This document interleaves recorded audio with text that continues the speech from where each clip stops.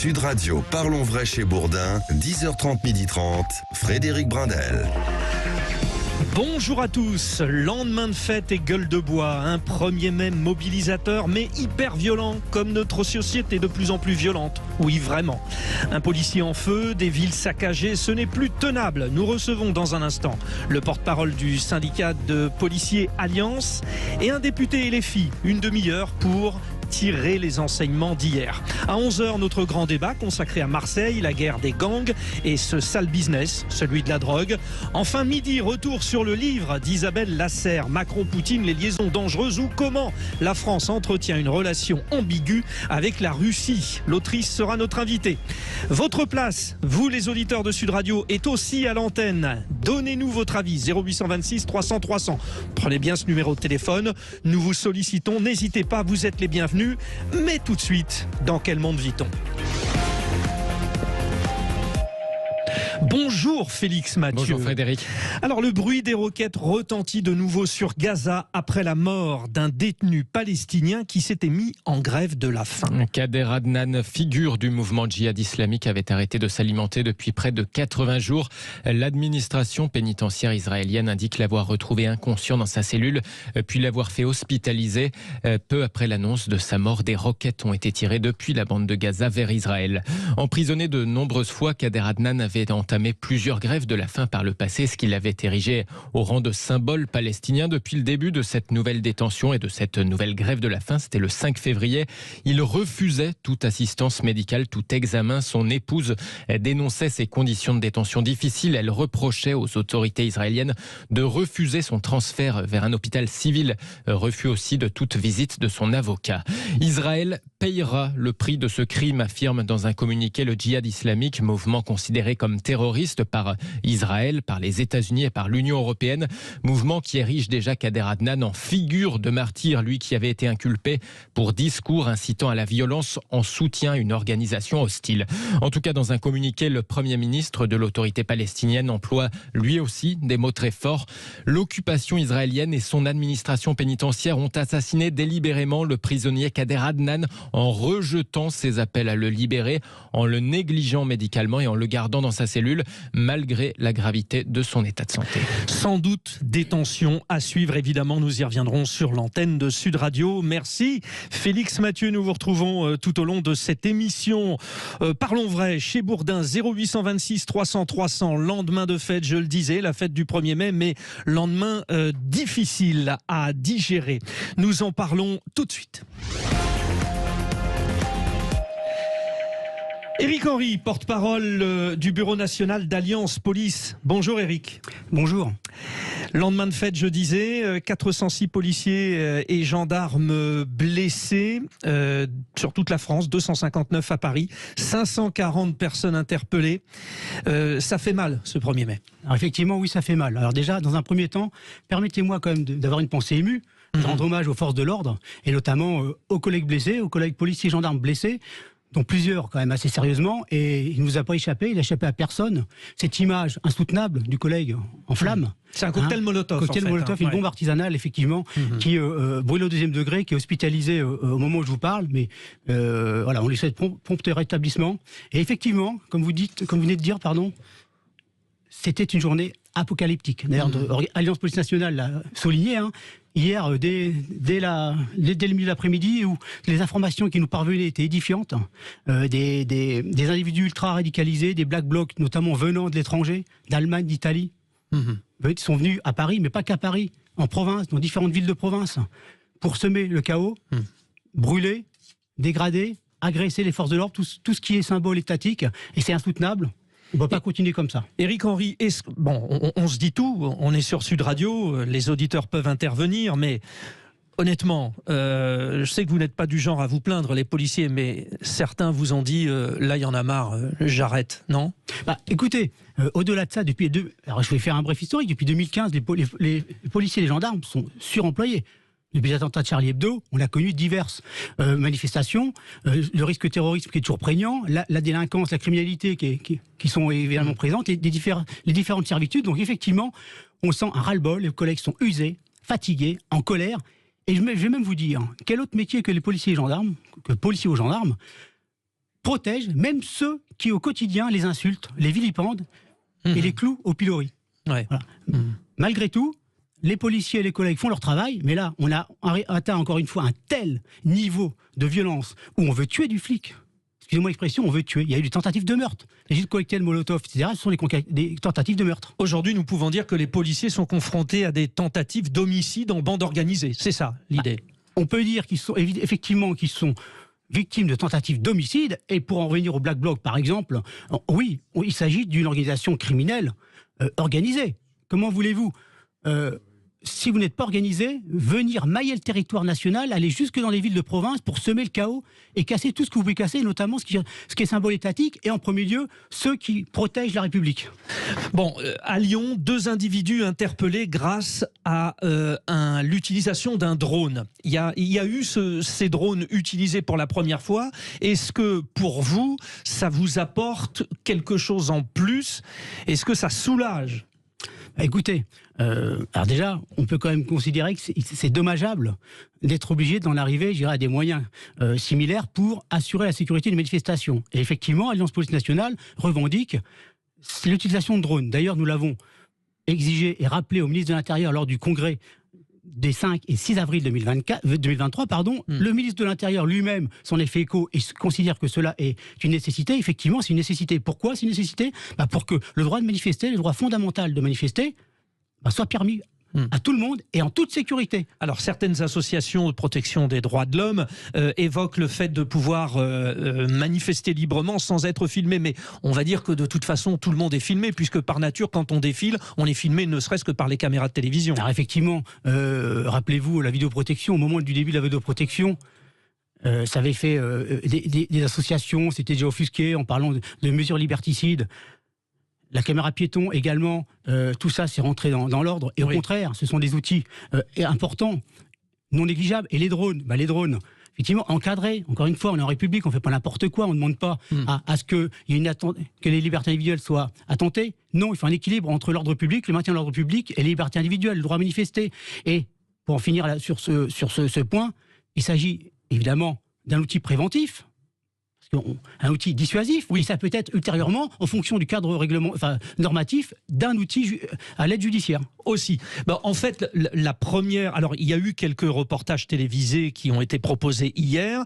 La première démarche de ces drones, c'est de dire, attention, il y a un groupe dangereux qui arrive. Donc, finalement, d'anticiper ce qui se passe, c'est-à-dire la mise en désorganisation de la manifestation en elle-même. Ah oui, ça peut, tout à fait. Ça permet de suivre les individus, je dirais, malfaisants. Prenons encore une fois l'exemple de ces criminels, le Black Bloc. Ça peut permettre... Donc ça permet de les suivre, ça peut permettre aussi de réorienter l'action policière en fonction de la mobilité de ces individus, parce que vous savez qu'ils sont extrêmement mobiles.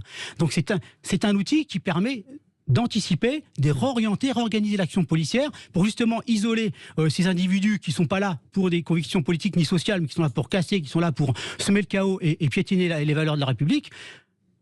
Et en isolant ces individus, ça permet justement d'affiner l'action policière, la riposte, justement pour que tout le monde puisse, les autres, les vrais, excusez-moi l'expression, manifestants, puissent, eux, manifester en toute sécurité. Un appel à vous, les auditeurs de Sud Radio, 0826 300 300. Si vous pensez que les policiers sont suffisamment équipés ou pas suffisamment, qu'ils ont assez de prérogatives ou pas assez, n'hésitez pas, vous donnez votre avis, 0826 300 300. Je parlais, Éric Henry, avec vous, donc je rappelle un porte-parole Alliance Police du Bureau National, de l'aspect humain du policier.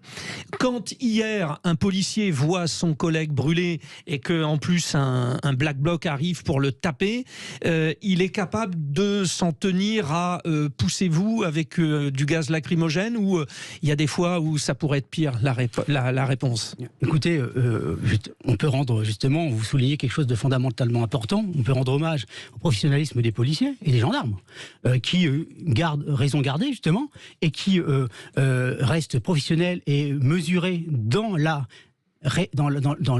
riposte, je dirais, alors que eux, ceux qui les agressent, qui attentent à leur vie, je dirais bien à leur vie, ils n'ont pas de limite. Alors, effectivement, l'aspect psychologique est à prendre en compte. Les collègues sont usés, je vous l'ai déjà dit, ils sont fatigués, ils sont moralement, c'est extrêmement dévastateur sur la durée, parce que d'entendre aussi une frange d'individus qui appellent au suicide, qui appellent au meurtre.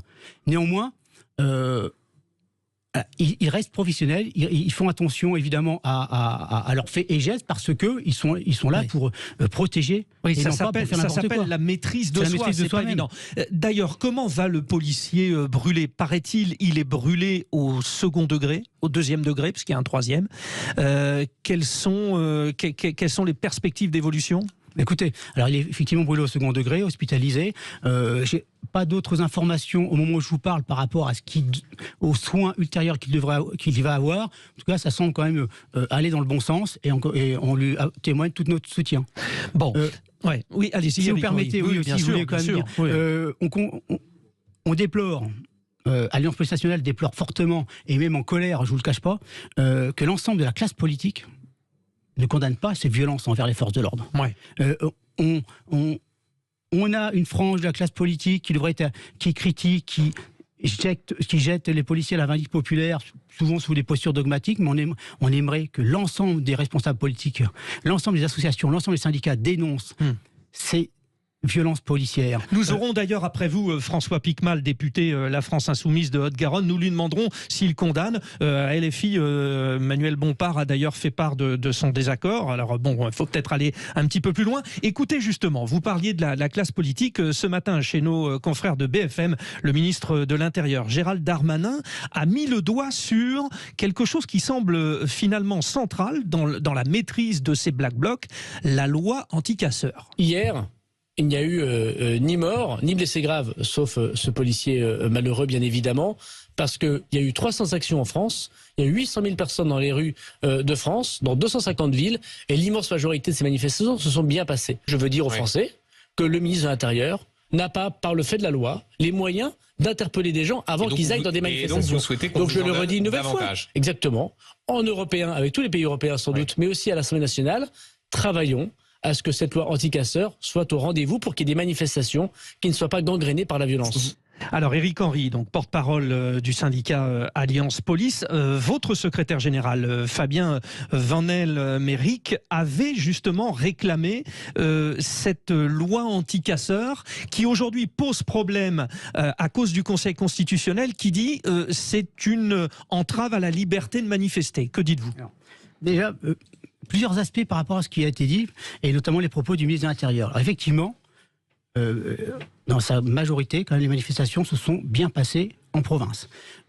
Monsieur Darmanin, ministre de l'Intérieur, apporte un soutien indéfectible aux forces de l'ordre. D'ailleurs, on aimerait que l'ensemble de la classe politique, y compris au plus haut niveau de l'État, apporte ce soutien également. Alors, oui. Sur la loi anti-casseurs. Sur la loi anti-casseurs, notre secrétaire général Fabien Vanel-Méric, effectivement, a demandé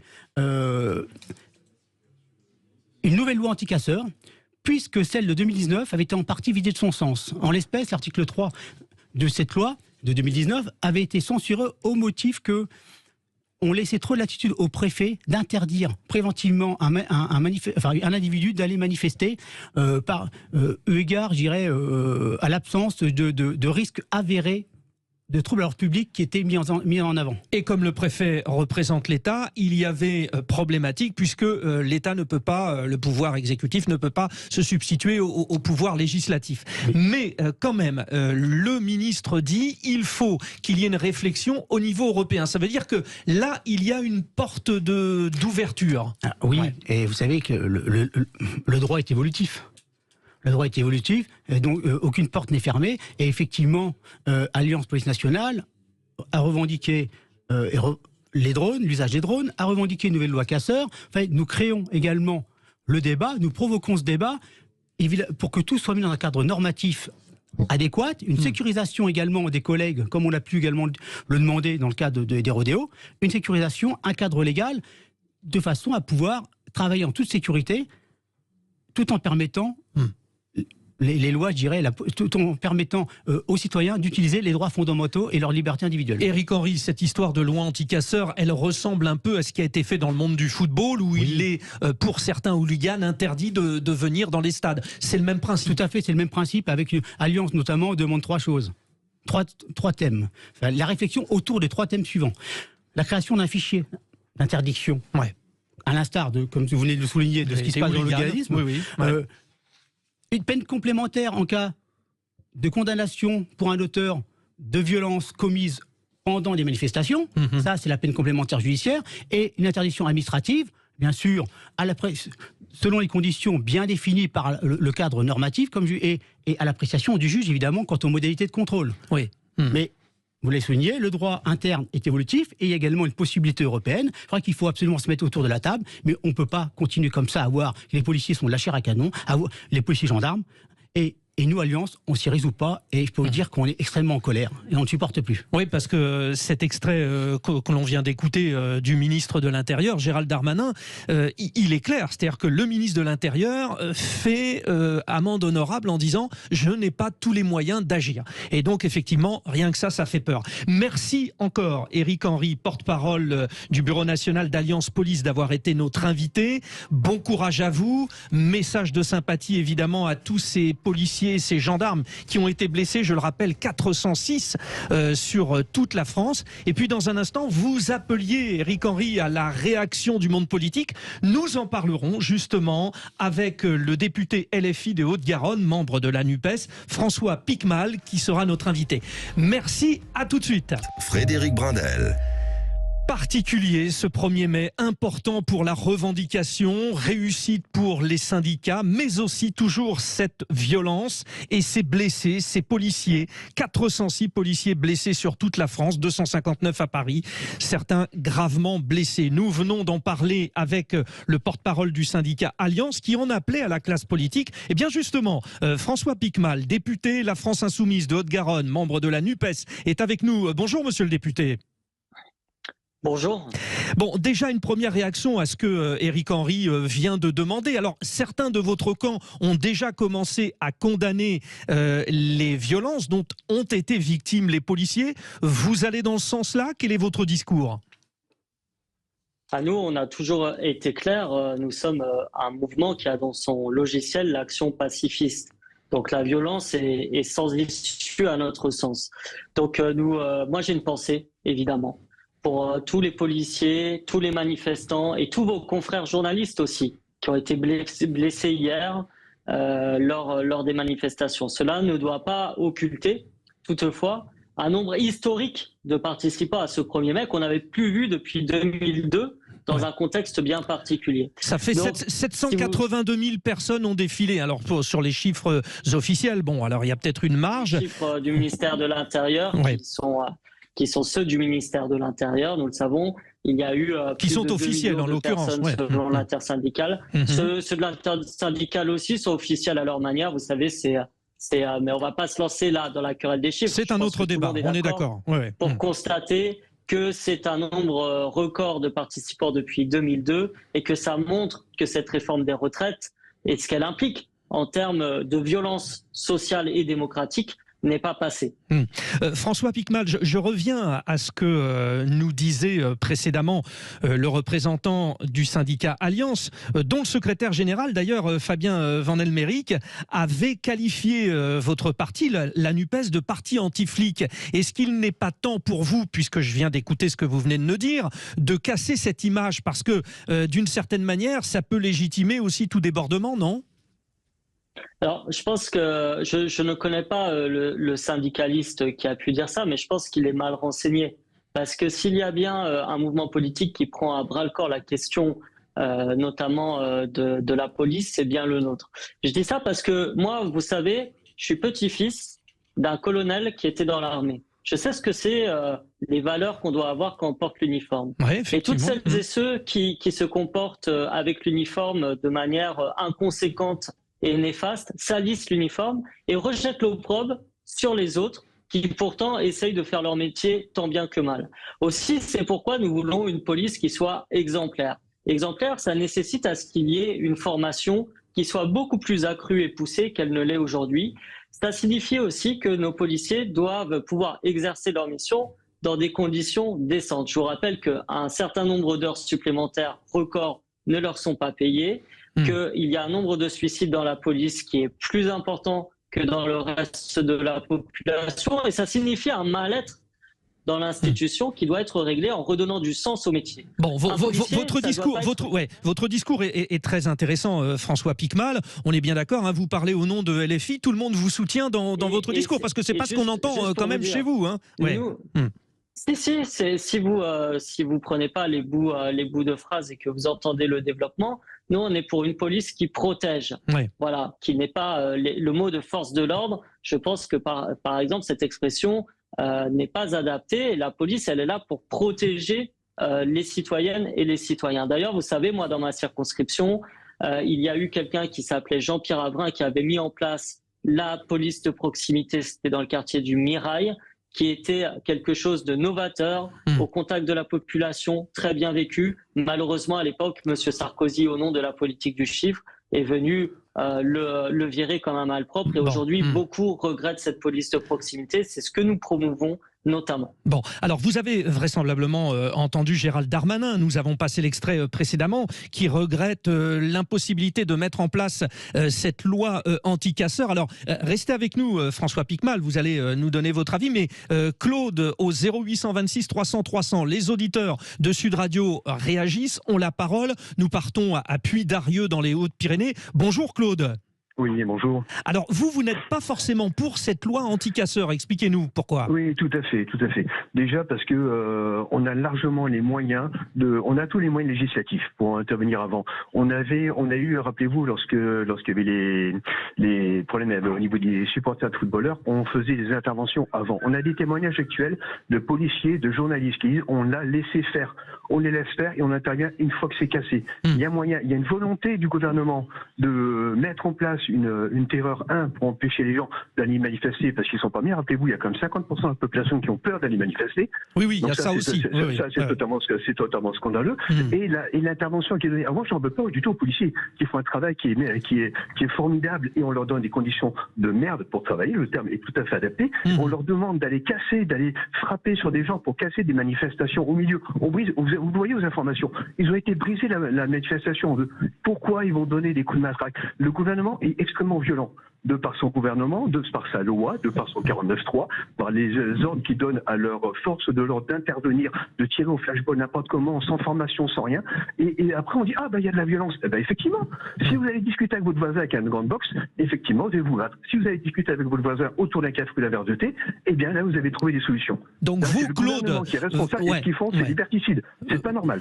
Vous, Claude de Puy-d'Arieux, donc dans les Hautes-Pyrénées, vous nous dites c'est Black Blocs. On peut aller déjà, parce qu'on a les informations, aller les chercher chez eux et déjà à ce moment-là les empêcher de nuire. Merci Claude. Réaction tout de suite du député qui vous répond, François Piquemal, député de Haute-Garonne.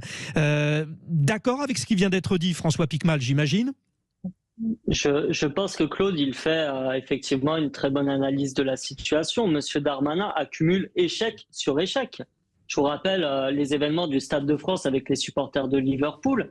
Et aujourd'hui, si on est dans cette situation, c'est parce qu'il y a un entêtement, une brutalisation, notamment de l'Élysée et du gouvernement, sur une réforme dont personne ne veut. C'était une crise sociale, nous sommes dans une crise démocratique. Alors, monsieur Darmanin, il s'agite.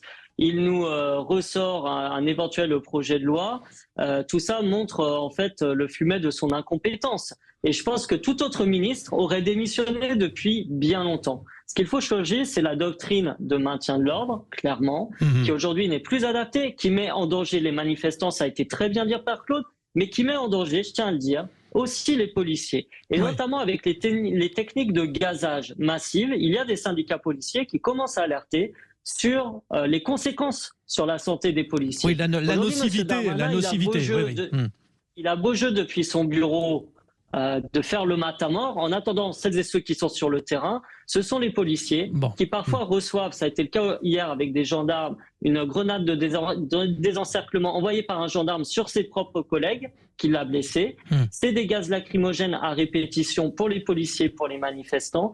Il est vraiment temps de changer de doctrine de maintien de l'ordre et d'arrêter de jouer la stratégie du chaos. Et des situations dangereuses. Merci beaucoup François Piquemal de nous avoir accordé un petit peu de votre temps. Vous êtes député LFI de Haute-Garonne. C'était important aussi de vous entendre, parler au nom de votre parti et de rendre hommage aux forces de l'ordre. Merci à Claude de Puy-d'Arieux. Comme Claude, vous intervenez au 0826 300 300 sur les sujets. Nous allons parler à partir de 11h du cas de Marseille. Guerre des gangs sous fond de guerre de la drogue. Là aussi, nous vous attendons, que vous soyez marseillais ou non. D'ailleurs, on ouvrira parce qu'il n'y a pas que Marseille qui est concerné par cette problématique. À tout de suite, parlons vrai chez Bourdin. On compte sur vous. Frédéric Brindel. C'est notre grand débat et vous êtes les bienvenus au 0826 300 300, vous les auditeurs de Marseille, mais aussi de toute la France. Nous nous intéressons à Marseille, cette drogue à Marseille, cette guerre des stupéfiants, meurtres, trafic, corruption. Comment sauver cette si belle ville avec sa bonne mère? Des invités tout au long de cette heure de débat avec des grands témoins en studio ici. Je salue Franck Alizio, député des Bouches-du-Rhône et porte-parole du Rassemblement national. Bonjour Franck Alizio. Bonjour. Jean-Michel Fauvergue, ancien patron du RAID et ancien député LREM, auteur de Les hommes en noir, servir ou faillir. Il est avec nous aussi. Bonjour Jean-Michel Fauvergue. Bonjour Frédéric Brindel. Alors, guerre des stupéfiants. On va tout de suite évoquer la question du fameux fantasme. Vous savez, avec les parrains qui tenaient la ville, etc., etc. Un parrain est mort. Est-ce que depuis, finalement, ceux qui tenaient la ville de manière un peu mafieuse n'ont pas laissé le champ de tous les possibles? Est-ce qu'on est sur ce schéma? Appelons un chat, oui ou non, Franck Alizio? Globalement, oui, si on fait l'historique des 40 dernières années ou des 30 dernières années, c'est à peu près ça. Mais c'est le cas depuis longtemps. C'est-à-dire les parrains, ils sont morts à peu près, enfin, j'ai 40 ans, enfin voilà, ils sont morts il y a une trentaine d'années. Et on est passé dans quelque chose de plus anarchique, de plus incontrôlable, et donc mécaniquement de plus inquiétant. 17 morts depuis le début de l'année, rien qu'à Marseille, 33 sur l'année précédente, comparé à, j'ai pas trop le chiffre de 2022, mais sur 2021, sur toute la France, c'était une centaine de morts du règlement de compte. Donc oui, moi, je ne supporte pas... Le fameux été 2021 avec 25 morts pendant l'été. Exactement. Moi, je suis pas là et je supporte pas ce qu'on appelle le Marseille bashing, parce que c'est comme ça de partout dans ma région. Hein. Ça se passe à Nice, ça se passe à Avignon, on l'a vu. 7, ça se passe de partout, ça à 7. Et puis au-delà de ma région, évidemment, les records, les saisies records à Niort, enfin, de partout, y compris dans la ruralité. Donc évidemment que c'est un problème national, mais 30 morts sur une année à Marseille, sur une centaine sur toute la France. Oui, il y a aussi un problème. Marseille, il y a aussi un problème sur notre département, c'est évident. C'est promis, nous ouvrirons parce que c'est vrai que c'est un problème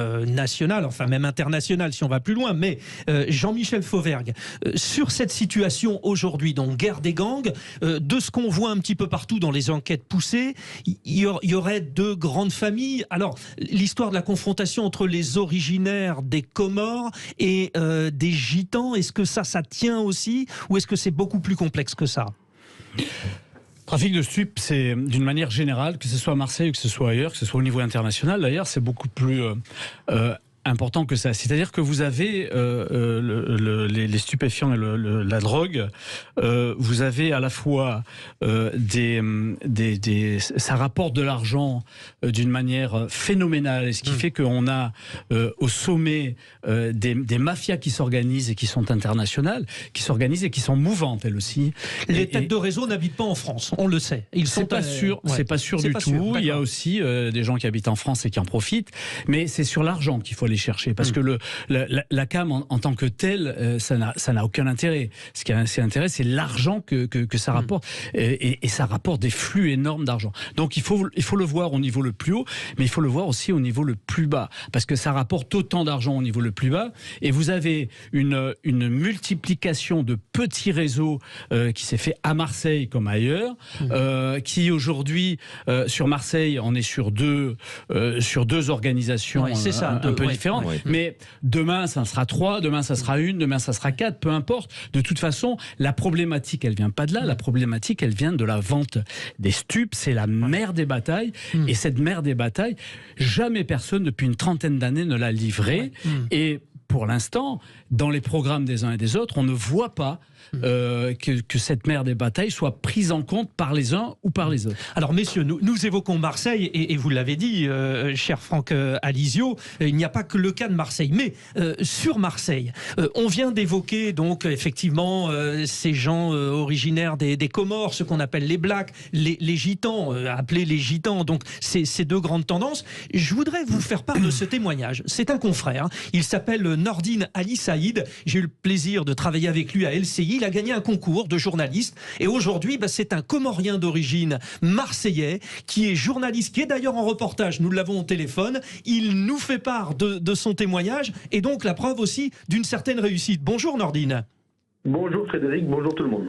Comment on s'en sort? Parce que tout le monde dit oh là, à Marseille c'est pas possible, un petit Comorien d'origine, etc., etc. Quelles sont les portes de sortie pour réussir comme vous êtes en train de le faire, Nordine? Les portes de sortie, c'est d'abord la voie classique, la voie scolaire, l'école. Donc avoir un parcours normal, c'est-à-dire essayer d'avoir tout simplement une bonne scolarité pour ensuite trouver des voies. Et après, il y a la voie professionnelle qui s'ouvre, après que ce soit le bac ou le BTS ou de plus longues études, et l'accessibilité à ces longues études, parce que mon parcours peut être dit comme exemplaire, et je mets des guillemets, mais c'est pas un parcours normal. Ouais. C'est au niveau de l'égalité des chances, j'ai toujours rêvé de faire du journalisme, mais c'était parfois peu accessible en fonction du prix des diplômes. Et donc j'ai pris notre voie où j'ai été éducateur sportif, j'ai tantôt travaillé dans les collèges, dans les écoles, dans les associations. Et donc comme vous l'avez dit, j'ai gagné ce concours de la Fondation TF1. Oui, de la Fondation TF1, oui. C'est ça, qui recrute les alternants sans pour autant avoir des diplômes supérieurs. Donc j'ai intégré l'alternance de la Fondation TF1 et ça fait que 2 ans que j'alterne entre l'école de journalisme et LCI. Donc bien sûr que c'est une fierté, bien sûr que j'en suis très content parce que je sais d'où je viens, mais ces parcours-là sont exceptionnels. Oui, ça ne veut pas dire que ça ne veut pas dire que des personnes issues de minorités ou de quartiers populaires ne peuvent pas réussir, parce que j'ai des amis avocats, j'ai des amis médecins, j'ai des amis même qui travaillent dans la logistique. C'est une réussite aussi. Mais c'est vrai que l'accessibilité n'est pas la plus probante selon les lieux où on se trouve, et selon surtout comment on a grandi et comment on est accompagné ou non dans notre vie, tout simplement. Nordine, alors on sent bien qu'il y a déjà au fond de vous cette vocation. Bon, moi je vous connais bien et effectivement il y a des gens qui naissent avec une vocation et un chemin. Mais quand même, le contexte familial est aussi important, j'imagine. Le contexte familial, après, c'est pas moi qui le dis, c'est l'INSEE, ce sont les études, ce sont les statistiques. Quand on a c'est malheureux, mais c'est factuel. Quand on a des parents qui sont moins diplômés, on a moins de chances d'avoir des enfants diplômés. Justement, nous, notre génération, on a envie de rompre ça, de rompre cette dynamique au niveau de la voie professionnelle. Nos parents, quand je dis nos parents, c'est-à-dire moi, je suis de génération 92, j'ai 30 ans. Ma mère est venue en France, ma mère est de Mayotte, donc elle est venue en France métropolitaine depuis une vingtaine d'années. Donc elle a tout fait pour nous offrir un avenir correct, et toute ma famille, nous, on travaille, il y a aucun problème. Mais maintenant, c'est nous lorsqu'on est soit dans le marché du travail, soit maintenant comment on peut accéder aux études, est-ce qu'on a un budget suffisant pour accéder aux études, ça c'est plus compliqué. Donc après, dans les quartiers, il y a beaucoup de choses qui se passent, c'est-à-dire, je ne sais pas si vous en avez parlé, mais il y a les règlements de compte. Voilà, nous allons effectivement en parler. Il y a aussi beaucoup d'associations qui œuvrent à la jeunesse, qu'il faut avancer. Là, j'en ai beaucoup en tête, ou qui essaient justement de contrebalancer, parce que j'ai travaillé dans les associations et en fait, lorsqu'on laisse du vide dans certains espaces, ils peuvent être comblés par des personnes qui n'ont pas les mêmes buts, qui sont malveillantes. Donc le but de ces associations marseillaises, c'est de lutter contre ça, lutter contre la criminalité, lutter contre tout ça à travers des actions pour les plus jeunes. Et voilà, il faut que ça se fasse avec les politiques de la ville. Merci en tout cas, cher Nordine Ali Saïd, pour ce témoignage. Je vous laisse sur votre reportage. Vous êtes en tournage ce matin. À très bientôt, chers confrères. On se retrouve. À très bientôt, Frédéric. Plaisir de vous avoir entendu. Merci beaucoup, Nordine. Bon, Franck Alizio, Jean-Michel Fauvert avec nous sur ce plateau. Bon, je voulais ce témoignage. Franck Alizio, répondez, réagissez, notamment quand il dit scolaire. C'est le mot de départ. Alors, c'est intéressant de montrer les bons exemples, parce que, évidemment, et c'est ça qui m'inquiète le plus, c'est le plus inquiétant. La référence aujourd'hui, le modèle, c'est le dealer d'abord. Vous le disiez tout à l'heure. Ça rapporte énormément. 5 milliards en 2022. Plus que l'achat de l'industrie du livre, par exemple, sur toute l'année en France. C'est 100 € la journée. Aujourd'hui à Marseille, les chauffeurs, ils sont importés. C'est-à-dire ce ne sont plus des locaux, tellement c'est devenu une industrie, ils font venir les chauffeurs d'ailleurs que du département. Et puis le côté... Un chouf comme les guetteurs, voilà.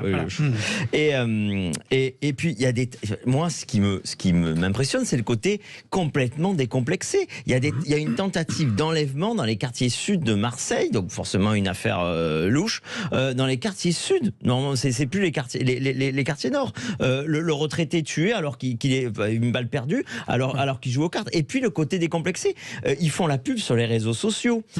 Ils offrent des cadeaux commerciaux. Ils se foutent de la gueule de la police sur TikTok. Ils mettent la pub à l'entrée des trucs. Ils font des tombolas. Ça, c'est le plus hallucinant. Quand vous venez, vous êtes consommateur, il paraît qu'on vous donne un ticket de tombola et vous pouvez gagner une PS5. Enfin, on est dans un monde. Si on a déclaré la guerre à drogue, on a une drôle de manière de la faire, la guerre. Nous allons y revenir, Franck Alizio, mais juste avant de marquer une respiration quand même, votre point de vue, Jean-Michel Fauvergue, assez rapidement, mais est-ce qu'on est d'accord que, en termes de violence, là, on atteint des niveaux de violence jamais atteints au préalable ? Si, ces niveaux de violence ont déjà été atteints, mais c'est cyclique. Mais effectivement, on est dans un niveau très très haut et qui peut encore augmenter.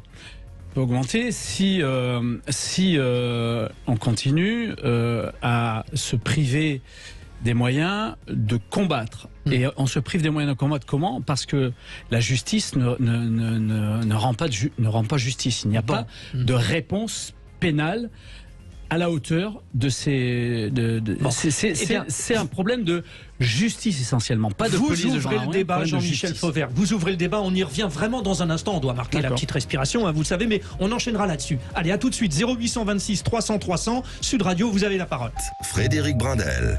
Oh Marseille, si belle ville Marseille, son vieux port, le Mucem, si agréable à visiter. Mais aussi ces successions de meurtres, de trafic, de corruption. Comment sauver la ville ? Nous en parlons avec Franck Alizio, le député des Bouches-du-Rhône et porte-parole du Rassemblement national, et Jean-Michel Fauvergue, ancien patron du RAID et ancien député LREM. Juste avant la pause, Jean-Michel Fauvergue, vous demandiez d'une certaine manière à la justice de donner les moyens. On n'y est pas encore, alors. Je demandais à la justice de faire son job, tout simplement. Alors effectivement, il y a un certain moment, il y a moins de moyens, quoique le budget de la justice a été augmenté de plus 33% au dernier quinquennat, mais il manque toujours des moyens, et c'est la justice a périclité depuis une trentaine d'années.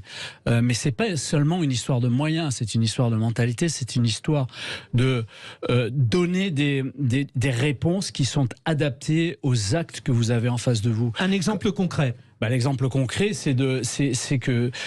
Alors on va quitter le monde des stupes, mais l'exemple concret, c'est que quand vous avez quelqu'un qui agresse les forces de l'ordre qui sont sur un maintien d'ordre, en particulier, qui essaye de brûler un policier, eh bien là on est sur non plus du délit pénal, mais une tentative de crime. Donc le traiter de cette manière-là. Et puis on a un très gros problème aussi d'exécution des peines. En France, le peu de peines qui sont prononcées, qui sont en adéquation avec les actes commis, ils sont pas exécutés parce que la peine est détricotée par un juge d'application des peines et par des remises de peine après. Donc il faut revenir là-dessus d'une manière générale.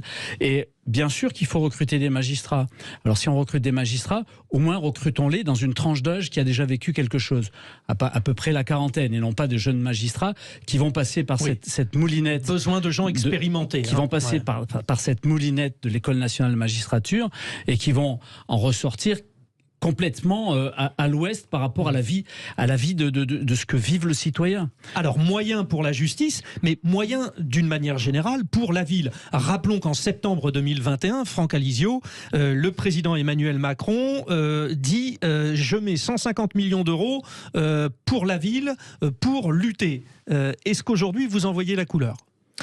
Alors, les moyens, ça doit déjà, avant tout, en préalable, être concentré sur la sécurité et la justice.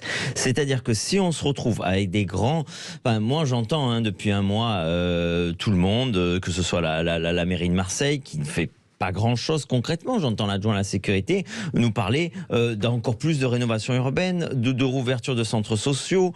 C'est pas ça. Enfin, ça fait 40 ans. Cette politique de la ville, c'est une pompe à fric. Ce n'est pas la réponse. Ça fait 40 ans. Et on arrive avec un Marseille en grand. Pour l'instant, on n'a que Marseille en grand banditisme. On n'a que Marseille en bande organisée. On n'a pas le début de quelque chose. On avait déjà eu un grand plan en 2013 qui n'a jamais eu un début de réalisation. C'était le plan Héros. C'était 5 milliards. C'était 3 ou 4 fois plus qu'aujourd'hui. Au Rassemblement national, vous en feriez quoi de ces 150 millions d'euros à Marseille ?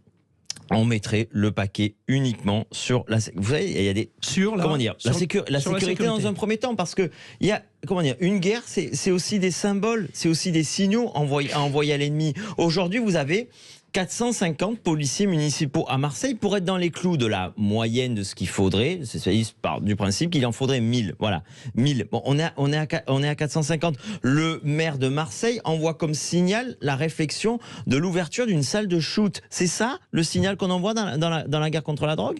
Et à côté de tout ça, le Marseille en grand n'avance pas beaucoup plus. Aujourd'hui, on a besoin de signaux forts, tant nationaux que locaux. On a besoin d'une vraie tolérance zéro. On a besoin de véritables moyens donnés. Lorsque vous donnez 1000 euros d'impôts, vous avez 29 euros qui vont à la justice et à la police. Donc évidemment qu'il n'y a pas les moyens. Et à côté de ça, il y a une justice laxiste. Il faut plus. Alors Jean-Michel Fauvergue veut réagir, mais il y a une réaction au 0826 300 300. Fabien, alors un Parisien qui parle sur Marseille. Bon, j'aimerais bien qu'on aille au-delà de ces dissensions, parce que Marseille et Paris, franchement, on a tout aussi pour partager plein de choses. Ben oui. Bonjour Fabien. Bonjour. Oui, vous voulez revenir sur la légalisation de la drogue douce et son encadrement. Oui, merci beaucoup de me donner la parole. Et je pense effectivement que le problème est une espèce de cancer généralisé qui touche, on voit la situation à Marseille, mais qui touche bien d'autres villes, la ruralité, nos campagnes. Ouais. Donc c'est un problème général. Je pense effectivement, je suis très intéressé d'écouter vos deux invités. Comme dit Jean-Michel Fauvergue, c'est une guerre qu'il faut mener. C'est une guerre qui est aujourd'hui très active dans nos villes. Et moi, j'aimerais qu'on aborde aussi la question de la légalisation comme d'un moyen potentiel de mettre, peut-être pas définitivement fin à ces trafics, mais en tout cas de leur donner vraiment du plomb dans l'aile. Quand vous prenez cette légalisation, Fabien, vous parlez, évidemment, du cannabis, mais on ne va pas jusqu'à la cocaïne, sachant qu'aujourd'hui, le plus gros trafic, c'est la cocaïne. Fabien, Oui, je pense en fait que la distribution contrôlée, c'est-à-dire aujourd'hui, on ne va pas pouvoir éteindre la consommation. C'est impossible quand on voit le nombre d'adolescents qui prennent des stupéfiants. Donc, je pense que la dispensation, par exemple, en pharmacie, des stupéfiants, le fait de pouvoir les contrôler, d'encadrer, le fait aussi d'identifier les gens qui sont vraiment dans une situation de santé problématique, c'est un moyen, ça peut à la fois répondre à la question du trafic d'un côté et ne pas mettre nos mains devant nos yeux et ne pas avoir un énorme problème de santé. Et Fabien, vous me confirmez que vous êtes médecin, c'est cela? Bon, vraiment, merci pour ce témoignage. Réaction de nos invités. Jean-Michel Fauvergue, est-ce un moyen de lutte? Vous parliez tout à l'heure de casser le business, de s'attaquer à l'argent. S'il y a une légalisation, vous en pensez quoi? Là, on est dans un autre débat. On est dans un autre débat, mais ouvrons-le. Il faudrait des heures et des heures. Alors, ouvrons-le rapidement, mais on n'aura pas le temps d'aller jusqu'au bout. Moi, je suis d'abord, dans un premier temps, pour lutter farouchement contre les réseaux.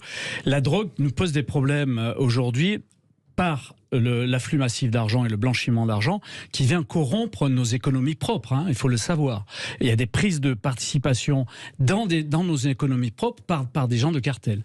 Et la deuxième chose, cette drogue vient nous pourrir aussi, non pas seulement nos cités, mais l'ensemble de notre territoire national, Marseille en particulier, vient nous pourrir nos cités par la délinquance de voies publiques qu'elle draine et par cette espèce de faune qui est toujours présente pour vendre ces stupes-là et qui sont hyper nocifs. Donc il faut lutter contre ça. Il faut lutter pied à pied contre ça. Mais pour lutter contre ça, deux choses. la présence policière importante, y compris avec, et là je rejoins Franck Alizio, y compris avec les polices municipales, les services privés de sécurité. Nous, on l'a porté dans un texte qui s'appelle la loi sur la sécurité globale. Avec tous les moyens qu'on a, il faut de la présence policière. Et ensuite, évidemment, la deuxième chose, c'est la réponse pénale, on en a parlé. Maintenant, sur la légalisation ou sur la dépénalisation... Ça casserait le business, pardonnez-moi l'expression, mais c'est un peu légalisation, la dépénalisation, vous dites des stupéfiants et du cannabis. C'est vrai qu'aujourd'hui, on voit une montée en puissance de la cocaïne qui est importante. Alors, si on légalise l'un et on ne légalise pas l'autre, on va avoir des problèmes. Je signale d'ailleurs que dès l'année 2000, le Portugal a non pas légalisé, mais dépénalisé toutes les drogues. Toutes les drogues. Et ça donne quoi? Et ça donne le fait que vous avez toujours des trafics de drogue, mais qui n'ont pas augmenté d'une manière générale, et que vous pouvez récupérer vos policiers, vos gendarmes, vos magistrats sur les trafics internationaux et gagner du temps là-dessus. Mais la dépénalisation, c'est pas la bonne idée. Moi maintenant, sur l'idée, c'est effectivement de combattre ces réseaux le plus possible, comme le fait le ministre de l'Intérieur aujourd'hui, mais encore plus, beaucoup plus. Et il faudrait un consensus politique dans ce domaine-là. Et une fois qu'on a combattu, la République ne peut pas légaliser sur le reculoir. Une fois qu'on a combattu, une fois qu'on a des résultats, non pas légaliser, mais être très pragmatique, ouvrir un débat sur la légalisation, en voyant en particulier ce qui se fait dans les autres pays. Je signale que l'année prochaine, l'Allemagne légalise les stupes. Vous êtes au courant, l'Allemagne légalise les stupes. Donc, on a des tas de chantiers qui vont s'ouvrir. Et donc, c'est un débat qui va revenir. Donc, il faut voir ce qui se fait ailleurs. Si on a fait en particulier, avec la légalisation, disparaître les réseaux de voie publique, les réseaux qui sont sur la voie publique et qui ont créé cette criminalité-là, si oui, eh bien, pourquoi pas ? Essayons de voir si on peut expérimenter. Sinon, ne faisons pas. Donc il faut être très pragmatique. Démonstration très claire, très étayée de Jean-Michel Fauvergue. Franck Alizio est également avec nous. Vous restez, on marque une respiration. 0826 300 300. Comme Fabien qui est intervenu et qui a apporté au débat, n'hésitez pas. C'est le principe. Sud Radio 0826 300 300. Vous nous appelez pour parler de Marseille et de cette peste qu'est le trafic de drogue. On ira à Marseille aussi dans les quartiers nord avec Amine Kessassi, le président fondateur de l'association Conscience. À tout de suite. Frédéric Brandel. Vous aimez Marseille? Moi, j'aime Marseille. Vous êtes parisien, vous êtes lyonnais, vous êtes nantais. Vous pouvez aimer Marseille parce que c'est une belle ville, mais c'est une ville qui souffre. Et nous essayons avec le député des Bouches-du-Rhône, Franck Alizio, député porte-parole du Rassemblement national, avec Jean-Michel Fauvergue, ancien patron du RAID et ancien député LREM, de comprendre comment enrayer cette guerre, ce trafic de drogue à ciel ouvert. Nous avions tout à l'heure le témoignage d'un jeune journaliste, Nordine Ali Saïd, d'origine comorienne et marseillais. Et nous allons bien accueillir Amine Kessassi, président fondateur de l'association Conscience Marseille Nord. Bonjour Amine Kessassi. Oui, bonjour. Je voudrais déjà rappeler Marseille-Nord, ça représente 4 arrondissements, du 13e au 16e arrondissement. Un tiers des Marseillais y vivent. C'est là qu'on est quand on est dans les quartiers nord et où il y a plus de 100 points de deal. Est-ce que la situation est intenable? Est-ce qu'il faut beaucoup plus que la simple intervention de l'État aujourd'hui, Amine Kessassi? Alors déjà, il est important de rappeler qu'aujourd'hui, cette question, la question des trafics de stupéfiants, ne concerne plus que les quartiers nord. Notre association est ouverte sur toute la ville. On a vu à Philippe Piat, qui n'est pas dans les quartiers nord, où on a eu une semaine compliquée, où il y a eu des homicides, où il y a un trafic de stupes qui règne sur la cité et qui sème la terreur. Y compris sur le Vieux-Port, où il y a des règlements de compte, etc. Totalement. Les homicides se sont répandus dans toute la ville et l'ancienne municipalité, l'ancien maire de Marseille, déclaré tant que c'est les jeunes des quartiers nord qui s'entretuent entre eux, c'est pas notre problème. Et aujourd'hui, non. Aujourd'hui, c'est bien évidemment le problème de tous les Marseillais et de toutes les Marseillaises. Et ce qu'il est important de rappeler aussi, c'est que effectivement, l'intervention de l'État seule ne peut plus servir à grand chose. On a vu le plan Marseille en grand. Avant ça, il y a différents gouvernements qui étaient venus annoncer des plans. Manuel Valls, François Hollande. Enfin, il y a déjà eu un tas de plans d'État qui ont été présentés. Mais aujourd'hui, la solution, elle n'est pas là. Aujourd'hui, nous parlions tout à l'heure des 150 millions proposés par Emmanuel Macron là, lors de sa visite. Est-ce que vous en avez vu déjà la couleur de cet argent ou pas ? Aujourd'hui, c'est pas de l'argent qu'il nous faut. Bien évidemment que pour les moyens qu'on va mettre en place, c'est de l'argent qu'il faudra, c'est débloquer des moyens, c'est certain. Pour le plan Marseille en grand, il y a des écoles qui ont commencé à être rénovées. Mais on ne prend pas le problème dans son fond. Le problème dans le fond... Il est où alors? Il est où ce problème de fond? Le problème de fond, c'est qu'on n'arrive pas aujourd'hui, on est incapable de réunir toutes les institutions, tous les acteurs de terrain, les associations, les représentants d'habitants et les différentes institutions, mairies, préfectures, départements, enfin tout le monde doit être autour de la table pour écouter la parole des habitants, pour comprendre ce dont les habitants ont réellement besoin aujourd'hui. Et vous qui êtes au contact de cette population, Amine Kessassi, qu'est-ce qu'il ressortirait? Quelle serait la proposition phare? La proposition phare aujourd'hui, et c'est ce que nous portons, c'est bien évidemment la légalisation du cannabis, parce qu'on ne peut plus continuer à faire le constat et à croiser les bras, à continuer à ramasser nos morts dans les rues et à croiser les bras, ça on ne peut plus le faire. Enfin, le trafic, c'est surtout la cocaïne aujourd'hui, hein, quand même, non? Majoritairement, c'est le cannabis aujourd'hui qui est en libre circulation. C'est le trafic de cannabis qui gangrène les trafics de stupéfiants. Mais c'est pas la seule mesure qu'il va falloir porter. À côté de ça, il va falloir porter des mesures sécuritaires. Le retour de la police de proximité que Nicolas Sarkozy a retiré. Il va falloir sécuriser nos cités. Comment on sécurise nos cités? On fait comme on fait dans le 11e, dans la cité des Campagnols. Il y a un réseau qui voulait s'installer.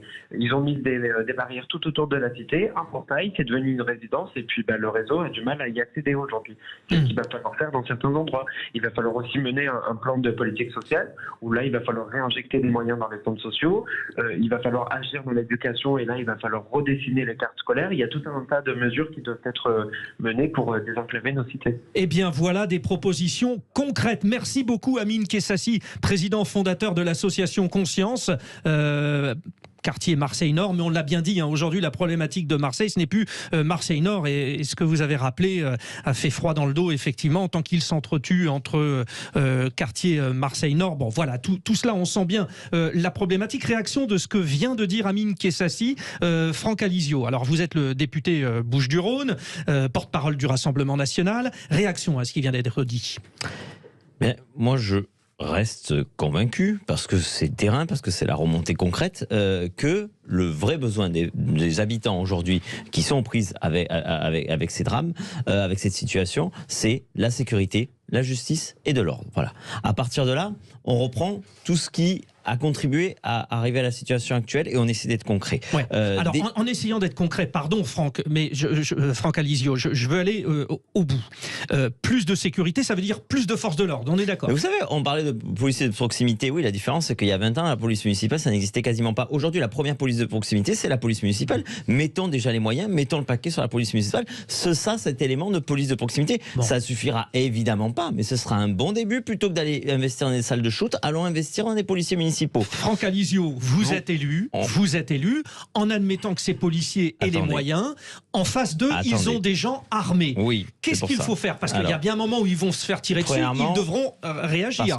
Qu'est-ce que vous prenez? Ne pas le dire serait mentir. Déjà, aujourd'hui, dans les trafics de drogue, dans les trafiquants, dans les dealers, l'immigration est surreprésentée. Donc déjà, si depuis 20 ans, on n'avait pas fait entrer chaque année entre 200 000 et 500 000 immigrés légaux, et je ne parle même pas des illégaux, on ne serait pas dans une situation parce que... Une population fragilisée qui est utilisée, c'est ça? Fragilisée, oui, qui vient parfois en France et dans le premier job, et qui viennent pour dealer, qui viennent pour faire du trafic. Enfin, je veux dire, c'est pas que des victimes, c'est aussi des coupables. Mais ça ne concerne pas tous les immigrés, on a eu des exemples évidemment aussi. Évidemment que non. Non, mais c'est important de le dire. Oui, mais non, c'est important parce que sinon on va sur le racisme. Trafiquant qui est français, il va en prison. Le trafiquant qui est étranger, il va en prison. Puis après, il est expulsé, tout simplement. Après, concrètement, vous avez dans certains quartiers, il faudrait proclamer une forme d'état d'urgence local. Les perquisitions administratives aujourd'hui, elles ne sont pas possibles. Le flagrant délit sur les chauffeurs, les guetteurs, il n'y a pas de flagrant délit. Il doit y avoir un flagrant délit, un délit flagrant délit sur les chauffeurs. La justice, je veux dire, il y a des pays où carrément encore dans le monde, c'est la peine de mort pour les trafiquants de drogue. Nous, on n'a plus la peine de mort, mais la perpétuité réelle. Il faut rééchelonner toutes les peines. Il faut faire appel à l'armée. Honnêtement, je pense qu'une police bien armée, bien déterminée, avec véritablement des moyens, ce serait tout aussi efficace. L'armée, c'est pour faire de la com. Alors, c'est là que je me retourne vers le grand grand spécialiste, Jean-Michel Fauvergue. Bon, moi, j'ai vu comme tout le monde des reportages. Il y a 3 policiers qui sortent d'une voiture, qui arrivent, qui interpellent deux garçons, et ils ont tout de suite une vingtaine de gars autour. Ils sont en grand danger, les policiers, là, dans la méthode d'intervention aujourd'hui, que ça soit la BAC ou je ne sais qui. Sur une intervention de ce type-là, et on l'a tous vu, et effectivement, d'abord, ils sont très courageux. Et oui, c'est impressionnant. Il faut toujours saluer le courage de la police et de nos forces de l'ordre, et des gendarmes, et même des policiers municipaux aujourd'hui. Et effectivement, ils sont en grand danger dans des interpellations de ce type-là, mais toutes les interpellations ne se font pas comme ça. Elles se font après des enquêtes et les interpellations. En général, force reste à la loi dans le domaine de l'enquête et de l'interpellation. D'accord. Une fois que l'enquête a été menée, Jean-Michel Fauvergue, il faut qu'ils y aillent, à combien? À 10, 15, 20? Non, mais attendez, c'est dangereux pour eux. Une fois qu'ils ont fait l'enquête, eh bien, il faut que suivent derrière des condamnations qui soient exécutées, et si effectivement on a affaire à des trafiquants étrangers, que ces trafiquants étrangers-là soient expulsés, à condition que les pays de source veuillent bien le reprendre. Et là, il faut travailler là-dessus aussi. Tout ça, c'est quelque chose de raisonnable. Et la parole publique devrait s'en emparer, tout parti confondu. Il ne faut pas laisser ça à un certain parti ou à d'autres partis. Il faut s'en emparer complètement, parce qu'il faut être réaliste là-dessus. Vous savez, dans une cité, le jeune garçon, la jeune fille qui vivent dans une cité, ils ont le choix entre plusieurs modèles. Le modèle des parents, le modèle des caïds, le modèle des islamistes et des frères musulmans qui sont à l'intérieur des cités, et le modèle républicain. Malheureusement, les parents sont en faillite, et le modèle républicain, c'est le dernier modèle qui peut être perçu de la part de ces jeunes. Mais bien souvent, participer à ces trafics de drogue, alors il y a le fameux terme, alors je suis concerné parce que c'est mon prénom, on dit tu es un Frédéric, parce que tu fais le business pour la drogue et tu vas pouvoir avoir femme, t'acheter une mais attendez, soyons clairs. Les trafics de stupes, les trafics de drogue ne font pas vivre toute une cité. Ça, c'est une idée à combattre. Ils font vivre un certain nombre de personnes qui sont autour des trafiquants de stupes et qui, quelquefois, sont obligés aussi aujourd'hui de collaborer, parce que s'ils ne collaborent pas, eh bien, on va viser leurs parents, ou on va les viser eux. Oui. Donc, et la deuxième chose importante à dire, et ça, il faut le dire aussi fort que l'on puisse le dire, c'est que s'il y a trafic de stupes, c'est parce qu'il y a des consommateurs, et que tous les Français, ou personnes vivant sur le territoire national qui consomment des stupes est complice de cette situation. Vous avez tout à fait raison d'en parler maintenant, Jean-Michel Fauvergue, parce que c'était la partie sur laquelle je voulais revenir. Alors on respire, vous les auditeurs de Sud Radio, vous appelez au 0826 300 300, mais nous allons élargir. On a parlé de Marseille, mais on élargit à ce problème de la drogue, et notamment ses consommateurs. Vous en connaissez peut-être certains, oui, mais il finalement contribue à tout ce sale business. À tout de suite, donnez-nous votre avis, 0826 300 300. Frédéric Brindel. Notre si belle ville de Marseille en danger, nous en avons largement parlé avec les acteurs de la vie marseillaise, avec aussi le député des Bouches-du-Rhône et porte-parole du Rassemblement national, Franck Alizio, avec Jean-Michel Fauvergue, ancien patron du RAID et ancien député LREM, grand spécialiste de la question sécuritaire. Messieurs, nous avons des réactions au 0826 300 300 Sud Radio, mais déjà, je voudrais revenir sur ce que disait Jean-Michel Fauvergue sur les consommateurs de drogue. Il est temps d'agir. Je n'ai pas l'impression que tout est fait pour empêcher le consommateur d'aller alimenter ces réseaux. Franck Alizio. Et moi, j'ai un exemple concret, parce que il faut dire aussi ce qui marche. En tout cas, là où on met les moyens, parce que on sait bien que cette guerre, on ne va pas la gagner en 3 mois. En revanche, ce qui est coupable, c'est de ne pas mettre tous les moyens.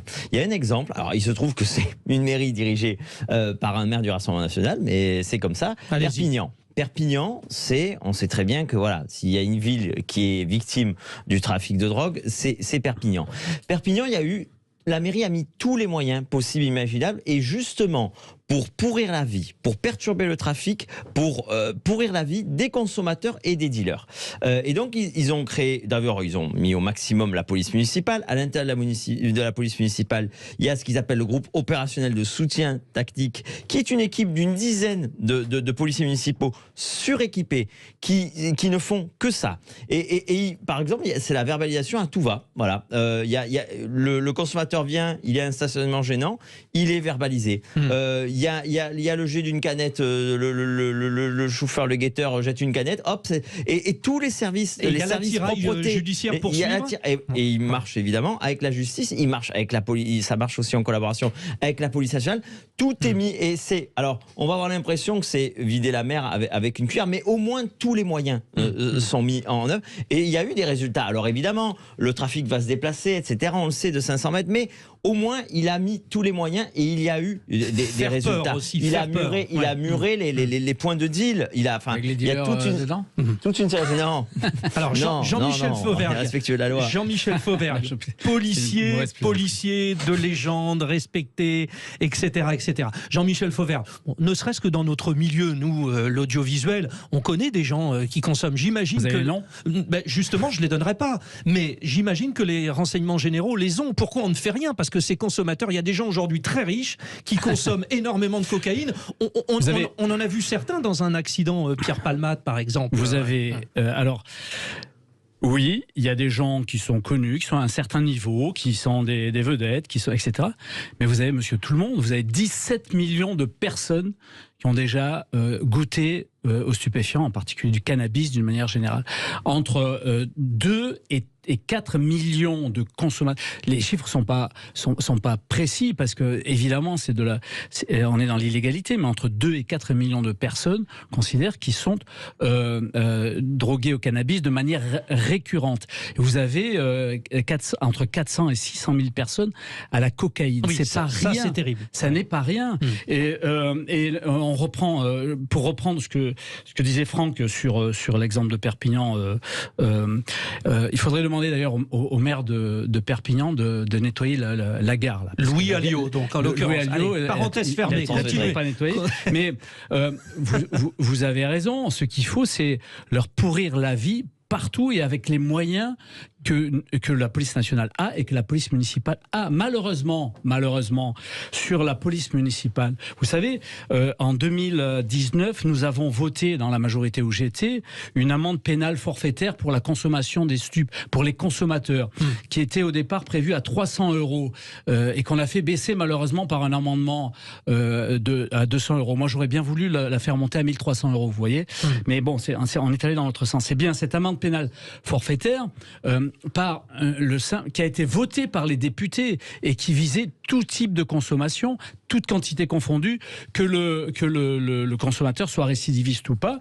Eh bien, par une circulaire, juste une circulaire de la direction des affaires criminelles et des grâces, elle a été limitée juste au cannabis et à 20 grammes de cannabis pour les non-récidivistes. Vous avez un exemple où l'administration a sabré le boulot des députés. Donc ça c'est et j'ajoute une chose. Nous avions aussi dans la loi sécurité globale que j'ai portée avec Alice Touroux un article premier qui concernait les polices municipales, qui donnait ce pouvoir-là aux polices municipales de l'amende pénale forfaitaire.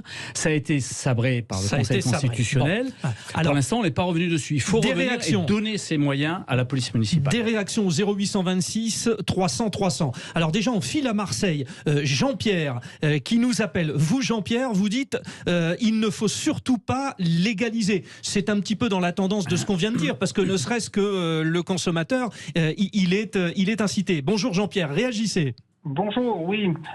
Oui, il faut tout faire sauf légaliser. C'est une évidence. Ça devrait être non pas seulement un objectif de sécurité publique, mais de santé publique. On n'arrête pas de faire la course aux fumeurs depuis des années avec des paquets de cigarettes à 11 €, alors que le tabac est légal. On fait tout pour qu'ils arrêtent de fumer. Et derrière, il y a des trissotins nombreux, politiques parfois, qui nous disent qu'il faut légaliser tout simplement parce que l'État n'arrive pas à faire la guerre à laquelle on est livré. Oui, Donc moi, je pense que quand on nous déclare la guerre, soit on fuit. On l'a fait soit vraiment. Et si on l'a fait, il faut la faire vraiment avec tous les moyens liés à cette guerre. Donc la santé publique, la sécurité publique, la sanction est très très très très forte des consommateurs. Je vais donner mon expérience personnelle. Quand j'avais 14-15 ans, j'étais dans un groupe de copains, dans un quartier correct, on va dire, qui se sont mis à fumer. J'ai quitté ce groupe de copains parce que ça ne m'intéressait pas du tout. Ils sont tous passés à des drogues plus dures. Il y a eu un mort, des overdoses et des gens qui sont dans l'incapacité de suivre le cours de la société, de se présenter à un travail, d'assumer une tâche, d'être à l'heure. Les neurones sont brûlés. C'est une catastrophe. C'est clair. Et il y a des gens encore pour nous dire qu'il faut légaliser. Mais je ne comprends pas. Eh bien, merci Jean-Pierre. Je le rappelle, vous êtes de Marseille, vous êtes donc concerné au premier plan par notre débat. Et encore une fois, très intéressant vos différentes interventions au 0826 300 300, parce que sur cette histoire de la légalisation, on sent bien, ce n'est pas toujours évident pour tout le monde. Jacques Sedman est avec nous. Là, nous repartons à Paris. Le lien entre Marseille et Paris. Jacques Sedman est cofondateur du collectif Action Stalingrad, qui est ce quartier au nord de Paris où là, la consommation de drogue, c'est terrible. Qu'est-ce que vous inspire ce qu'on vient de dire? Pour ou contre la légalisation déjà, et pour la surpénalisation des consommateurs? Bonjour Jacques Sedman. Oui, bonjour. Malheureusement, sur la place Stalingrad et à Paris, on peut dire qu'on a l'antériorité sur le problème de la consommation de drogue. Tout le monde le sait maintenant. Parce qu'on a braqué les médias sur les problèmes qu'on a eu sur la place Stalingrad dans le 19e depuis 3 ans. Moi, j'ai eu la chance d'arriver il y a à peu près 20 ans. Et, on va dire que c'était anecdotique le trafic. Il y avait une poignée de dealers qui occupaient la place. Mais depuis 2018, au moment où la colline du crack a été démantelée, ils se sont appropriés complètement cet espace. Ouais. Donc moi, j'ai pas d'avis sur la légalisation ou pas. Enfin, je suis simplement un habitant et un riverain. Mais vous avez constaté qu'il y avait un déplacement de ces populations. On se demande d'ailleurs comment elles peuvent être placées là. Ce sont des gens issus de l'immigration qui se trouvent à Porte de la Chapelle, qui est la porte d'entrée pour tous ceux qui arrivent de l'étranger, parce que on arrive de Roissy-Charles de Gaulle. Donc la première image de Paris, c'est cette colline du crack. Et après, on arrive à Stalingrad. Allez-y, Jacques. Oui. Alors en fait, ce qu'il faudrait traiter comme problème, c'est aussi, nous, par exemple, très localement, on est à 50 mètres de la place. Moi, ma fenêtre, elle donne sur un escalier, et depuis 3 ans, c'est le canapé crack, c'est-à-dire, comme par rapport à ce que disait votre interlocuteur, tout à l'heure, il a entièrement raison. Les dealers et les consommateurs sont des gens faibles. Ils savent pas où aller. C'est des errants. Si on les laisse quelque part, ils restent. Pourquoi est-ce qu'ils se sont installés sur la place Stalingrad? C'est parce qu'on n'a pas mis les moyens suffisants, et surtout pour un problème très local pour lequel moi je me bats avec les gens qui ont fondé aussi le collectif, c'est que l'infrastructure de cette place, si on devait faire une place du deal, on ne ferait pas mieux. Il y a des promontoires qui permettent aux gens de faire le guet, il y a des espaces qui ont été murés qui permettaient de faire des trafics, et aujourd'hui ça serait comique si c'était pas tragique. On a des véhicules de police au centre de la place, et les toxicomanes sont autour des murs, ils se sont disséminés dans le quartier. Donc tant qu'on ne prend pas aussi des mesures, je dirais, d'urbanisme, mais que personne ne veut prendre, parce que le maire, je crois qu'il n'a pas de vision, il n'a pas d'ambition, et il n'a pas de véritable volonté. On fait du décoratif, on va mettre des patrouilles de police, et donc c'est le jeu du chat et la souris entre les dealers et les forces de l'ordre, mais on ne peut pas résoudre le problème. Donc moi, ce que j'aimerais avoir, c'est un responsable politique qui a une vraie vision sur l'urbanisme de cette place, qui remettent tout de plein pied pour qu'effectivement les forces de l'ordre puissent avoir une vision sur ce qui se passe, et que nous, les habitants, on n'ait pas cette espèce en permanence de cris, de hurlements, de trafic qu'on supporte depuis 30 ans. Appel reçu, Jacques Sedman.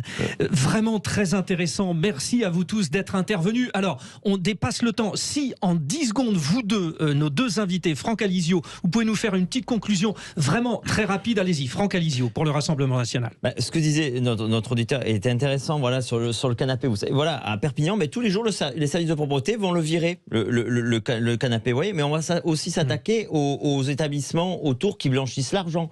Typiquement, la petite épicerie, on va lui rendre la vie impossible également. C'est tout des petites choses qui peuvent rendre la vie impossible. C'est votre conclusion. Jean-Michel Fauvergue, oui, c'est vrai, sur la légalisation, on ne négocie pas en faiblesse. Donc on gagne d'abord la bataille et ensuite on se pose la question. Mais pour nous, c'est non, c'est clair et net. Et mais pour conclure, impossible de négocier. Pour conclure, Jean-Michel Fauvergue, parce qu'on est vraiment tenu par le temps, s'attaquer aussi aux têtes de réseau, on est capable de le faire aujourd'hui? Oui, bien sûr que la police et la gendarmerie sont outillés pour faire ça. Ensuite, il faut effectivement que derrière la justice fasse son job et mieux qu'elle le fait maintenant. Et puis, il faut déclarer une guerre totale à ces stupéfiants. Ça n'a pas été fait jusqu'à présent. Il y a un seul homme qui se bouge dans le gouvernement, c'est Darmanin. Le président de la République aussi est derrière pour annoncer ça. Mais il faudrait peut-être avoir un consensus politique autour de ça, parce que maintenant, les conséquences sont telles que on a besoin de ce consensus politique, toute organisation politique confondue. Merci à vous deux, Franck Alizio et Jean-Michel Fauvergue, d'avoir été nos invités. Merci à tous les intervenants et à vous aussi, les auditeurs de Sud Radio. Vous continuez au 0826 300 300. Notre dernière partie va être consacrée à une certaine relation particulière entre la France et la Russie, mais plus précisément au couple Macron-Poutine. À tout de suite. Encore merci pour ce débat. Frédéric Brindel. Eh bien voilà un sujet qui, j'en suis sûr, chers auditeurs de Sud Radio, vous passionne au quotidien. La fameuse relation entre Macron et Poutine. Un livre est sorti, Macron-Poutine, les liaisons dangereuses. Un petit clin d'œil à Coderlos de la Close, pour ceux qui l'ont lu. Isabelle Lasserre a donc écrit ce livre, journaliste internationale, pour le Figaro, notamment, ancienne correspondante à Moscou. C'est aux éditions de l'Observatoire. Bonjour Isabelle Lasserre. Bonjour. Bon, j'ai retenu une chose. Vous dites, alors, vous êtes clair, la volonté d'ouverture avec la Russie a toujours échoué. Une manière de dire, Emmanuel Macron a essayé, mais on savait que ça ne marcherait pas. En fait, c'est Emmanuel Macron et tous ses prédécesseurs qui tous ont essayé de faire des ouvertures à Vladimir Poutine et de redémarrer les relations. Même d'ailleurs, il n'y a pas qu'en France. Barack Obama, c'est une des premières choses qu'il a faites quand il est arrivé à la Maison Blanche.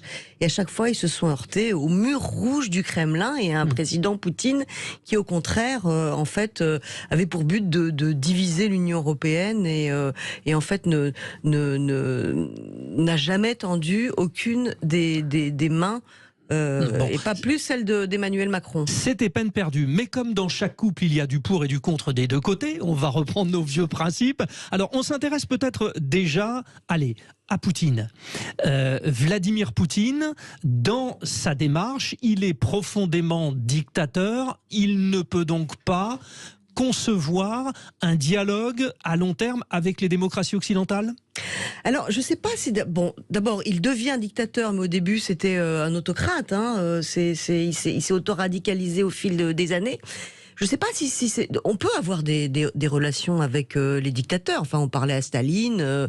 C'est pas ça la question. C'est que, en fait, il a un projet géopolitique, Vladimir Poutine, dans ce qu'il considère son ancienne zone d'influence, qui est de restaurer une espèce de forme de mélange d'empire tsariste et d'Union soviétique. C'est reconstituer l'URSS finalement. Une certaine forme d'URSS, et que ce projet géopolitique est ce qui compte. Ça, avec le fait de vouloir à nouveau se réinstaller comme une des deux grandes puissances mondiales. Il est très nostalgique de la période où les États-Unis et l'Union soviétique étaient les deux grandes puissances face à face. L'époque de la guerre froide, le rideau de fer, aussi, etc. Géopolitique et militaire, et ça prime surtout. Donc c'est pas tellement le fait qu'il soit dictateur qui fait qu'on n'arrive pas à parler avec lui, mais le fait que un pays seul, un président seul, comme Emmanuel Macron, n'a pas l'influence et la force suffisante pour influencer Vladimir Poutine. La Chine l'aurait peut-être, si elle décidait un jour de le faire, ce qu'elle n'a pas décidé de faire pour l'instant. Ouais. Justement, alors parlons de l'autre côté du couple, Emmanuel Macron. Vous faites un parallèle avec la démarche qu'il a essayé d'entreprendre avec Donald Trump, celle qu'il mène aujourd'hui avec Xi Jinping. Donc là, derrière, il y a la question de Taïwan, pour la Chine. Vous dites que finalement tout ça, c'est voué à l'échec. Macron veut faire du Macron avec des gens qui ne sont pas Macron compatibles. Pour l'instant, ça n'a pas marché. Ça n'a pas marché avec Donald Trump, ça n'a pas marché avec Vladimir Poutine. Alors avec Xi Jinping, à l'Élysée, ils pensent que c'est en train de marcher. C'est-à-dire que ils pensent que, et d'ailleurs c'est aussi les Ukrainiens l'ont en partie reconnu, c'est-à-dire que c'est à la suite du contact de la rencontre Macron-Xi Jinping à Pékin que Zelensky a parlé pour la première fois depuis l'invasion. Alors après, il faudra attendre en fait dans les mois suivants pour voir ce que ça peut donner. Moi, je pense que sur le fond, la Chine n'a aucun intérêt pour l'instant à lâcher la Russie. C'est très compliqué parce que Emmanuel Macron, ça ne marche pas. Il a surestimé sa capacité d'influencer un ancien agent du KGB comme Vladimir Poutine, et il surestime, comme d'ailleurs souvent ses prédécesseurs. Sa démarche n'était pas noble selon vous, si elle était noble ou pas? Au début, oui, bien sûr, le fait de parler à Vladimir Poutine, au début, il a eu totalement raison. À la fin, après tous les crimes de guerre, quand on voit que ça ne marche pas, il aurait dû ça a été s'arrêter plus tôt. contre-productif parce que ça a énervé nos partenaires d'Europe orientale. Là où c'est très compliqué, c'est que, effectivement, aujourd'hui, il est impossible, il ne peut pas y avoir de négociation de paix aujourd'hui. D'abord parce que Vladimir Poutine n'en veut qu'au prix d'une reddition des Ukrainiens. Et que les Ukrainiens sont en train de préparer leur contre-offensive dans l'idée de récupérer tout leur territoire. Et puis le mal est fait, le mal est fait aussi. Voilà. Emmanuel Macron pense à plus long terme, c'est-à-dire qu'il est persuadé que cette guerre se terminera autour d'une table de négociation et que personne ne peut jurer aujourd'hui que Vladimir Poutine ne sera pas autour de cette table de négociation. Alors, pourquoi pas? Les pays d'Europe de l'Est et l'Ukraine pensent que ce n'est pas possible parce qu'on ne pourra pas avoir de paix durable avec Vladimir Poutine. Je pense, moi, qu'on verra à peu près à l'été. Si Emmanuel Macron a été en fait un président plus visionnaire que les autres, plus réaliste que les autres et finalement plus courageux que les autres, ou s'il a été plus naïf que les pays d'Europe orientale, il est difficile de répondre de manière avec certitude aujourd'hui. Ça amène un tome 2 finalement. Macron-Poutine, les liaisons dangereuses, c'est votre livre aux éditions de l'Observatoire. On vous attend pour le tome 2. Alors ce qui est intéressant, c'est que Vladimir Poutine ayant duré, évidemment, vous l'avez dit, il a été l'interlocuteur de plusieurs présidents français. Et là vous dites que c'est peut-être François Hollande qui a été le plus efficace. Expliquez. Alors ça a été le plus mou aussi, sans doute. Mais alors justement, quand ça a été le plus, c'est vrai. En fait, ça a été, je pense, le plus lucide sur Vladimir Poutine. Il a eu le courage. En même temps, ça incombait à ses présidences. Il a eu le courage de rompre, parce que moi je pense que c'était quelque chose qu'il fallait faire, de rompre le contrat des Mistral, des fameux bâtiments des navires de guerre que Nicolas Sarkozy avait vendus. Oui, parce que juste avant, on avait Sarkozy, le couple Sarkozy-Fillon, qui était quand même assez pro-russe. Au début, non. Au début, Nicolas Sarkozy a été assez viril et dur avec Vladimir Poutine. Ça s'est retourné assez vite. Mais ça s'est retourné, voilà. Ça s'est retourné assez vite. Il a construit la cathédrale orthodoxe à Paris et il a vendu les Mistral. Si François Hollande n'avait pas rompu ce contrat, on aurait aujourd'hui les Mistral dans la mer Noire. Donc ça ferait quand même assez vous rendez hommage à François Hollande. C'est important de le préciser. Alors toujours dans cette relation Macron-Poutine, il y a quelque chose qui semble sous-jacent en fait. C'est pas cette relation Macron-Poutine vraiment, c'est la relation franco-russe. Ces relations sont particulières entre ces deux pays. La Russie entretient avec la France une relation qu'elle n'a avec personne d'autre dans l'Europe. Oui, il y a une relation particulière. Il y a une relation d'un ancien empire à un ancien empire. Il y a une relation romantique et culturelle de deux pays qui ont brillé dans la littérature, la musique, etc. Et puis alors, du côté français, il y a aussi, ce qui est très apprécié à Moscou, en fait, cette distance que tous les présidents français mettent avec les États-Unis depuis le côté gaulien. Le côté gaulien. Nous sommes un peu indépendants quand même. Le côté gaulien et qui parfois donne à nos partenaires d'Europe orientale une impression assez bizarre d'équidistance et de neutralité, de non-alignement entre une grande démocratie, la démocratie américaine, et un pays qui glisse vers le totalitarisme comme la Russie ou la Chine. Mais c'est très présent en France cette volonté d'être indépendant. C'est aussi parce que c'est plus facile pour la France que pour les autres pays. D'abord parce que la France a une ambition européenne. Tous les présidents, et Macron l'a plus porté sans doute plus fort que les autres présidents, et donc cette ambition européenne, il la met vraiment à distance des autres grandes puissances en fait.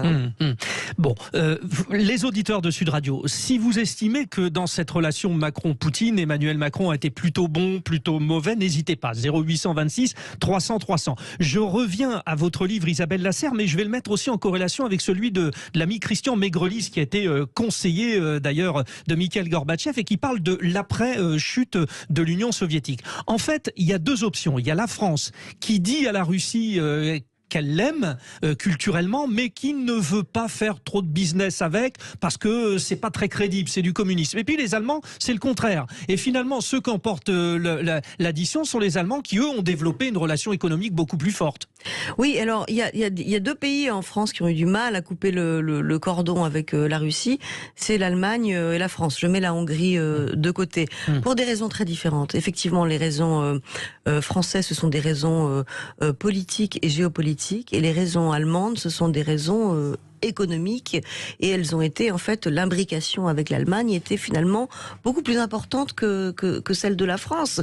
Alors Emmanuel Macron est très critiqué. Moi, je suis la première à le critiquer dans mon livre. Je confirme. Pour sa relation avec la Russie, mais finalement c'est aussi en partie injuste parce que depuis le début sa position a été assez claire. Elle est à l'égal de la position des Européens, c'est-à-dire que la France soutient l'Ukraine à la fois politiquement, économiquement, militairement. D'ailleurs, un des pays qui soutient le plus concrètement l'Ukraine avec le matériel. Et la position de l'Allemagne a été en fait beaucoup plus ambiguë. C'est-à-dire que nous, on a eu notre affaire avec les Mistral sous Sarkozy et Hollande, mais l'Allemagne a eu son affaire Nord Stream 2 qui a duré beaucoup plus longtemps et qui a été beaucoup plus difficile en fait à briser. Et aujourd'hui encore, l'Allemagne balance. Bon, il y a une coalition qui fait que les choses avec des hommes d'affaires allemands, mais des hommes d'État voilà, aussi. Puis la coalition, tout le monde n'a pas les mêmes idées, mais l'Allemagne hésite encore. Elle n'est pas si claire que ça. Elle est toujours tentée par un retour du business as usual. Donc en fait, elle est moins claire que la France en fait. Isabelle Lasserre, sur ce que vous reprochez à Emmanuel Macron, il y a bien sûr les conséquences, l'échec évident de la négociation avec Poutine. Maintenant, retournons la carte. Il y a aussi avec les partenaires. Il a quand même un moment cité la mort cérébrale de l'OTAN. Vous venez de parler de ce parallèle avec les Allemands. Il a perdu un petit peu dans sa volonté de négocier par rapport à ses partenaires aussi, Emmanuel Macron. Oui, c'est d'ailleurs, à mon avis, c'est la principale critique que je lui fais. Parce que après, sur la fin de l'histoire ukrainienne, on verra qui aura eu raison.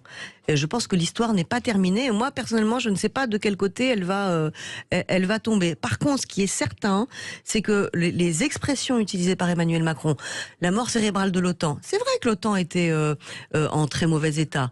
Bon, aujourd'hui, l'OTAN revit. Mais fallait-il le dire comme ça? Le fait de ne pas humilier la Russie, le fait de dire il faut des garanties de sécurité pour la Russie, alors que le pays qui est attaqué c'est l'Ukraine et qu'on s'attendrait à ce qu'Emmanuel Macron dise il faut des garanties pour l'Ukraine d'abord. Le fait de ne pas vouloir humilier la Russie, tout ça ce sont des petites phrases qu'Emmanuel Macron prononce sans doute parce que lui, il pense qu'il voit à long terme. Donc quand il dit il ne faut pas humilier la Russie, c'est monsieur en même temps, ce qui est et tout en plus sauf Poutine. c'est monsieur en même temps. Le problème, c'est que ça a en fait sapé la confiance que les pays d'Europe orientale, nos partenaires au sein de l'Europe, ont vis-à-vis de la France. Donc en fait, ça a aussi un petit peu pénalisé le projet d'Europe stratégique qui est porté très très fort par Emmanuel Macron. Donc c'est plutôt ça en fait. C'est pour ça que le dialogue avec Vladimir Poutine a été contre-productif. Parce que sur le fond, bon, quand on essaye c'est comme quand il avait essayé de réconcilier les États-Unis de Donald Trump avec les Iraniens sur l'accord sur le nucléaire iranien.